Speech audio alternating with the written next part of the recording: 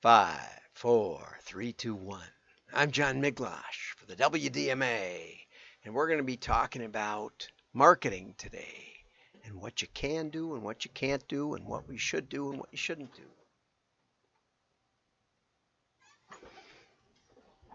We'll cut this out. But first, let's have a little fun. This is crazy. American offer a $200 bicycle with a $199 purchase. Fisher tape deck for $199 with a bike. How can American do it? See for yourself.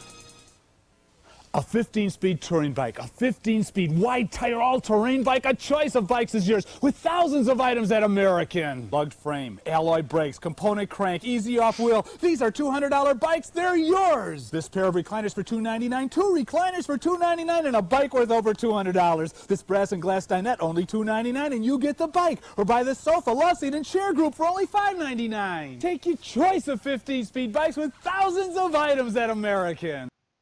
Okay, so that's a famous retailer in Wisconsin that I remember in college hearing his offer, and every spring he would have bike sales, and he would in one of the commercials, which maybe I'll put a link to, he talked about how he has to get rid of 3,000 bikes, right? But we're going to talk about him a little later. Next, we're going to go over to the PDFs. Let's see if we can figure that out. Okay, close this off, and let's go. Here it is, former face of, I think TV Lenny, it was what he's called, Crazy TV Lenny. Now he's selling e-bikes, which you can see is harder to lift. But he took over the store. He was in Rochester, New York, I think, working for Kodak as an engineer. And his brother had bad cancer and ended up dying, and he just moved from New York out to Wisconsin and started running the store. And he was running the store trying to sell TVs, and he had no inventory, but he's just trying to do enough to take care of his brother's family. And he would sell somebody a TV, and then they'd say, well, can I put it in the car? And he'd say, no, we'll ship it to you on Monday. And then he'd get all his orders together, and he'd go down to Chicago to a warehouse and pick up all the TVs and other merchandise that he'd sold and run around Madison delivering the goods to the people that had bought. And that's how he got started. He had no inventory because he had no money, and the store was going out of business. And one day when he was selling a TV to a customer, the customer was very reluctant and was thinking about shopping around and something like that. And one of the kids, I think it was one of his brother's kids, had a bicycle sitting next to the TV. And Lenny said, well, how about if I gave you the bicycle? And the kid started to complain, and he basically told him, be quiet. How about if I gave you the bicycle if you buy the TV? And the customer said, well, okay, I guess that makes it a good deal. And that's how he got started selling bicycles.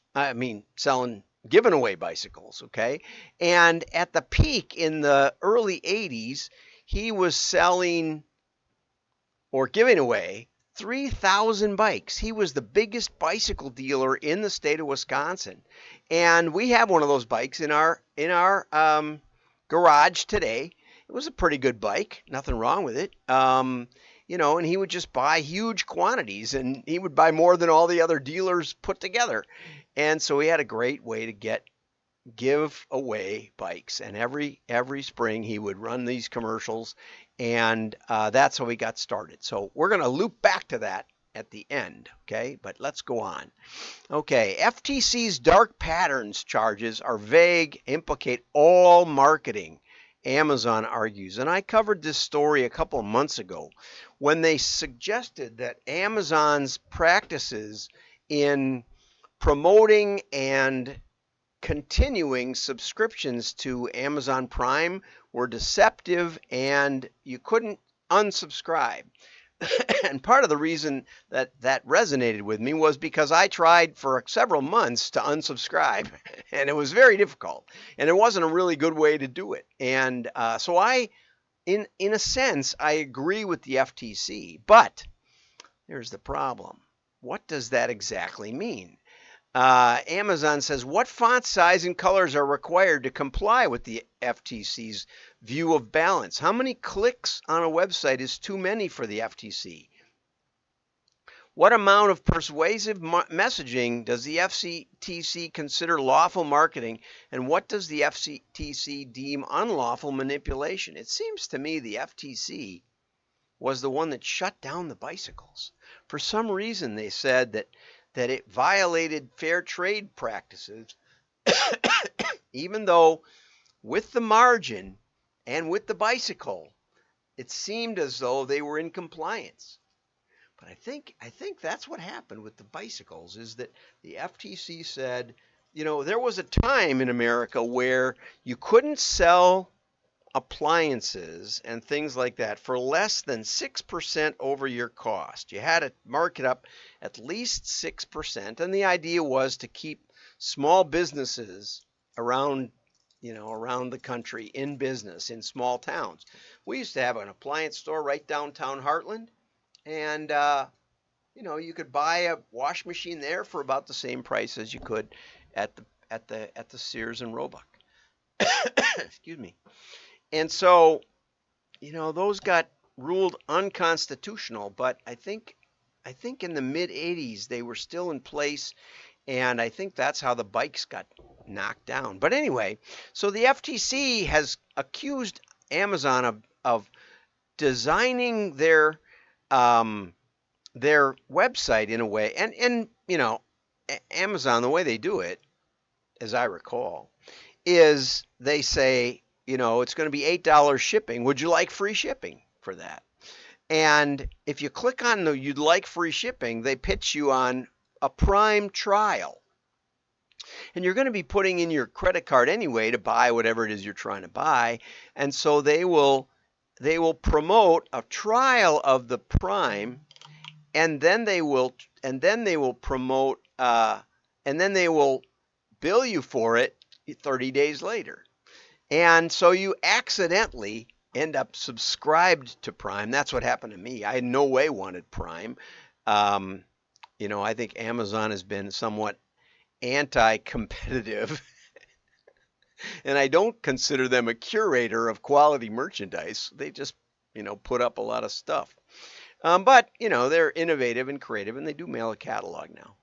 But apparently there's this Restore Online Shopper Confidence Act, which says that the FTC can decide if you're deceptive, which reminds me of my experience working with a jewelry company that would mail their good customers twice a week and offer them sweepstakes.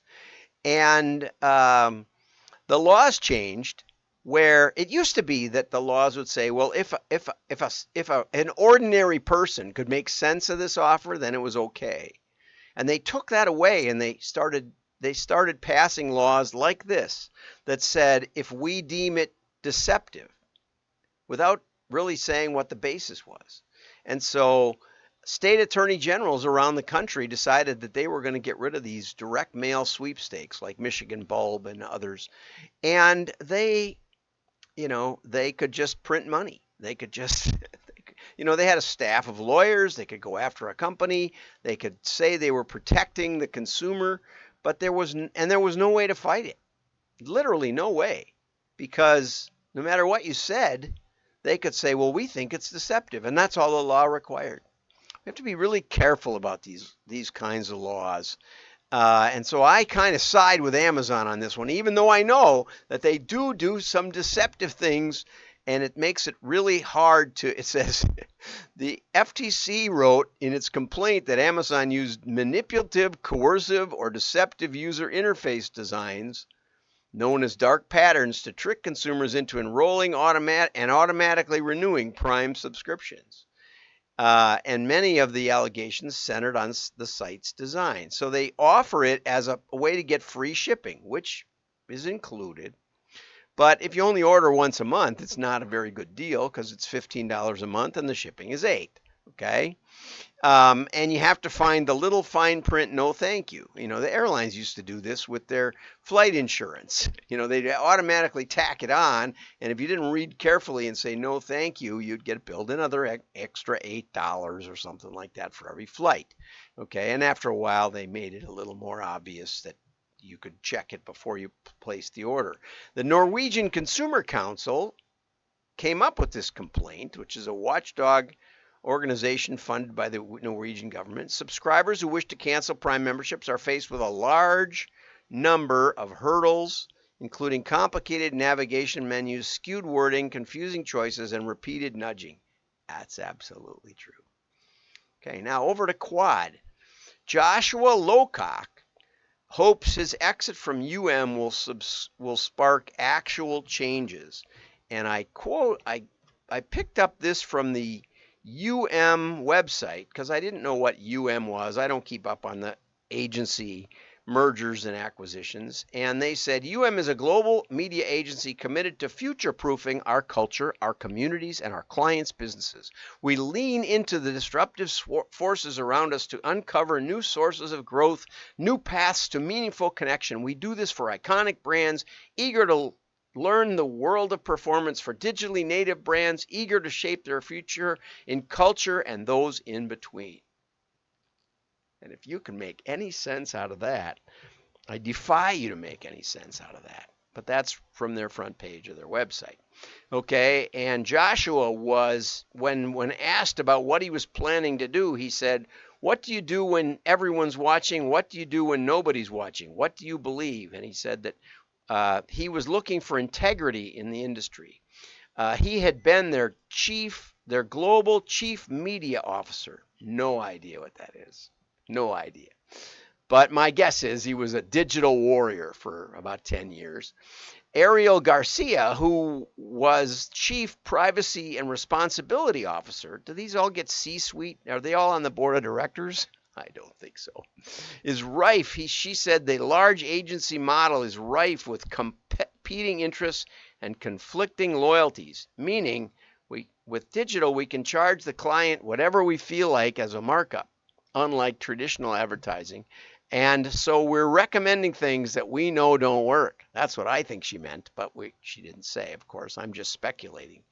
Okay, and so they asked him, why do you think Quad will be different? And he said, well, I talked with Joel Quadracci, and he said that he opened his conversation with the team talking about values, ethics, and integrity are everything. And, there's some truth to that. And Quad being a Wisconsin company, I thought that made some sense. But, Harry used to deliver on value, and, he could print up catalogs and magazines, high quality. They had a lot of automation. They were a pioneer in lots of print technology. And print, I think, is still about 70% of their business. But they keep trying to convince everybody that they're an ad agency. And so this would go along with that. But they asked this Joshua. He said, data-driven marketing started with direct mail. Absolutely true.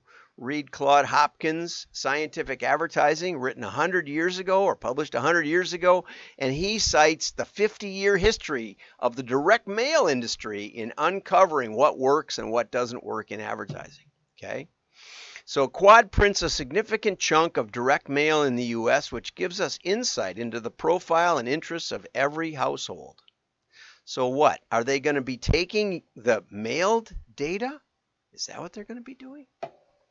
It's funny because I built a system with Harry Quadracci where we took the mail tapes and the zip counts and we did customer profiling with nothing more than the mail tapes that Quad had to produce for the USPS. We didn't have to ask the client for any data.